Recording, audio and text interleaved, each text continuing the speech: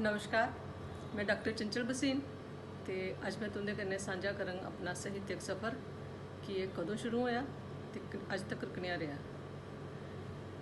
जे मैं गल करां अपने साहित्यक सफ़र दी तां मैं एह् जरूर आखना चाहंग कि एह् डोगरी डिपार्टमेंट च MA च एडमिशन लैने दे दौरान गै शुरू होया कि जे उस थमां पैह्लें मेरे कोल कोई भी ऐसा एक्सपीरियंस नहा लिखने दा। पर कताबां मैं बड़ियां पढ़दी ही, चाहे ओह् उपन्यास दी कताब होनी, क्हानियें दी होनी जां कविताएं दी होनी, पर मेरी रुचि जेह्ड़ी ज़्यादा होंदी ही वो उपन्यास च होंदी ही। और उपन्यास चाहे चोरी पढ़ना, चाहे घर आह्लें दे सामनै पढ़ना, चाहे ओह् कताब जेह्ड़ी है उपन्यास दी किराए पर आह्ननी, कि जे उसलै ऐसा रिवाज बी ऐ हा कि कताबां जेह्ड़ियां हां ओह् किराए पर बी मिलदियां हियां पढ़ने आस्तै। ते डिपार्टमेंट च एडमिशन लैने दे दौरान मिगी पूरा म्हौल जेह्ड़ा साहित्यक म्हौल मिलेआ ते मेरी रुचि जेह्ड़ी है होर बधी गेई पढ़ने च। और साहित्यक म्हौल में इस करियै आखङ कि उसले डिपार्टमेंट च हर शनिवार जेह्ड़ी ही साहित्यक गोष्ठी होंदी ही ते विद्यार्थी जेह्ड़े ओह् किश ना किश बोलदे हे ते उं'दे च मैं बी होंदी ही बोलने आह्लें च। ते इ'यां गै जेह्ड़े साढ़े फैकल्टी मैंबर्स जेह्ड़े होंदे हे उत्थै बैठे दे होंदे हे ते ओह् स्हेई ते गलत च सानूं फर्क दसदे हे कि जेह्ड़ा गलत होंदा हा ते एह् गलत की ऐ, इसी ठीक कि'यां कीता जाई सकदा ऐ, ते जेह्ड़ा स्हेई ऐ ते ओह्दी हौसला अफजाई जेह्ड़ी ऐ ओह् करदे। इ'यां जिसलै मेरी MA जेह्ड़ी ऐ ओह् खत्म होई गेई ते डिपार्टमेंट जेह्ड़ा ऐ ओह् छोड़ने दा मन नहीं कीता ते MA करने दे बाद मैं MPhil च एडमिशन लेई लेई। और उसले अपना मनपसंद दा जेह्ड़ा मेरा विशे हा उपन्यास ते ओह्दे पर गै मैं MPhil दी डिग्री करने दी सोची। ते डोगरी दे जेह्ड़े पैह्ले 3 उपन्यास जेह्ड़े हे उं'दे च वर्ग संघर्ष करियै उं'दे पर रिसर्च करियै ते मैं अपनी MPhil दी डिग्री जेह्ड़ी ऐ ओह् हासल कीती। ओह्दे बाद उसी गै कंटिन्यू करदे होई फिर PhD भी इस्सै सब्जैक्ट गी लेइयै ते मैं कीती कि मेरा जेह्ड़ा टॉपिक हा जेह्ड़ा PhD दा ओह् हा डोगरी उपन्यासें च वर्ग संघर्ष। जियां मैं आखेआ कि तुसें कि मैं MPhil जेह्ड़ी ऐ ओह् 3 उपन्यासें च कीती ते ओह्दे बाद एह् जेह्ड़ा मेरा PhD दा जेह्ड़ा विशे हा इसी कंटिन्यू करदे होई बाकी दे जेह्ड़े उपन्यास जेह्ड़े हे उं'दे च बी वर्ग संघर्ष पर रिसर्च करियै ते मैं अपनी PhD दी डिग्री जेह्ड़ी ऐ ओह् हासल कीती। PhD दी डिग्री हासल करने दे बाद मेरी अपॉइंटमेंट जेह्ड़ी ऐ ओह् एज ए डोगरी लेक्चरार ओह् जोड़ियां होई गेई।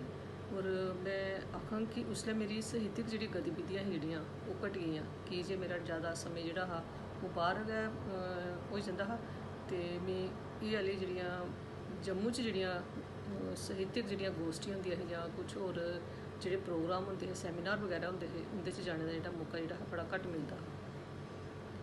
और पढ़ने दा लेकिन शौक ऐ हा, पढ़ने दे कन्नै कन्नै निक्का मुट्टा जेह्ड़ा कि लिखदी बी रौंह्दी ही मैं। और इ'यां गै जेह्ड़ा मैं इत्थूं सिक्खियै गेदी ही ते जोड़ियां जाइयै उ'ऐ अपने जेह्ड़े उत्थूं दे जेह्ड़े बच्चे जेह्ड़े हे ते उं'दे उप्पर बी करना जेह्ड़ा कि शुरू करी ओड़ेआ। उ'नेंगी बी ओह् आह्ले जेह्ड़े जियां डोगरी डिपार्टमेंट च जेह्ड़ी इक बड़ी अच्छी पिरत ऐ कि हर सैटरडे गी उत्थै साहित्यक गोष्ठी होंदी ऐ ते उत्थै हर जेह्ड़ा विद्यार्थी ऐ ओह् किश ना किश बोलदा ऐ, कुछ ना कुछ सिखदा ऐ। और सिक्खने दे जेह्ड़े इत्थूं सिक्खेआ मैं गेदी ही ओह् उ'नें बच्चें च बी जिसलै सखाना ते बच्चे बी मेरे जेह्ड़े कि बड़े ज़्यादा क्लोज हे। और अज्ज मैं उ'नें बच्चें गी दिक्खनी आं उ'ऐ बच्चे जेह्ड़े न बड़े अच्छे लखारी बने दे, कविता लिखदे न, क्हानियां लिखदे न, बड़ा अच्छा लगदा कि उ'नेंगी दिक्खियै। और इ'यां गै फिर जिसलै मैं बापस जम्मू आई आं ते मेरी जेह्ड़ियां साहित्यक जेह्ड़ियां गतिविधियां हियां ओह् दोबारा जेह्ड़ियां बधी गेइयां। और हर जेह्ड़ा फंक्शन जेह्ड़ा ऐ उसी अटैंड करने दी कोशिश करनी जिस तक्कर होई सकै समें मिलै ते इ'यां गै मैं आखङ कि बड़े अच्छे लोकें च जेह्ड़ा हा बौह्न खड़ोन हा। और बड़े अच्छे लोक जेह्ड़े कि मिलदे गे जुड़दे गे मेरे कन्नै ते उं'दे कोलूं सिक्खियै ते उं'दे कन्नै गल्ल बात करियै कि कि'यां लिखना ऐ कि'यां लखोंदा ऐ ते बस उ'ऐ दिक्खी दिक्खियै उ'नेंगी उं'दे कोलूं प्रेरणा लेई लेइयै ते लिखना जेह्ड़ा कि शुरू करी ओड़ेआ। और ओह्दे बाद जेह्ड़ा ऐ फिर मैं डोगरी संस्था दी इक टैन्यूअर च मैं साहित्यक मंत्री बी रेही ते अज्ज मैं डोगरी संस्था दी सैकटरी आं।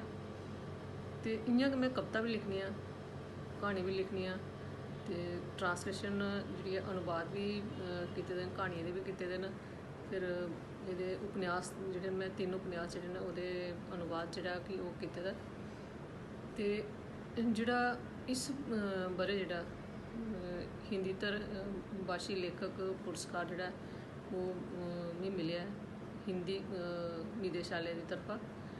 ते मैं ते एह् आखङ कि अगर तुसें लिखना चांह्दे हो ते ओह्दे आस्तै तुसें दी केह् करना पौग, पैह्लें पढ़ना पौग। जिस भी विधा च तुस लिखना चांह्दे हो उस विधा दी तुसें दी जानकारी जेह्ड़ी होना बड़ा जरूरी है।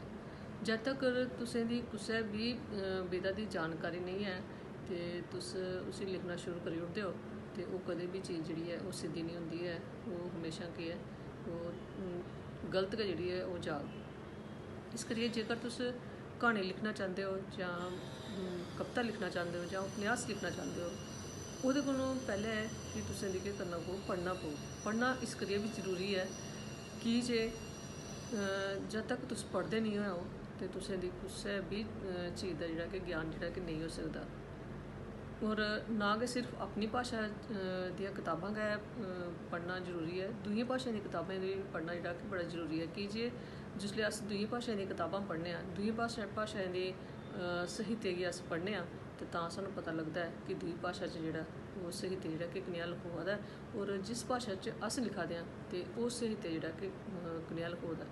पर अज्ज जेह्ड़ा साढ़ा साहित्य जेह्ड़ा लखोआ दा ऐ दूइयें भाशाएं दा मुकाबला जेह्ड़ा ओह् करदा ऐ। मैं ते आखङ कि दूइयें भाशाएं कोलों भी बेहतर जेह्ड़ा कि ओह् लखोआ दा ऐ। और इ'यां गै सिखदे सखांदे पढ़दे पढ़ांदे ते जेह्ड़े अज्ज मैं इस मुकाम तक्कर पुज्जी आं, एह् सारा मैं श्रेय जेह्ड़ा मैं उ'नें अपने जेह्ड़े मेरे वैल विशर न, जेह्ड़े मिगी प्रोत्साहित करदे न, जिंदे कोलों मिगी प्रेरणा मिलदी है, मैं उ'नें गी देना चाह्ङ। ते अगली बारी मैं तुं'दे कन्नै फिर रूबरू होङ कुसै होर विशे गी लेइयै। ते मिगी देओ इजाज़त।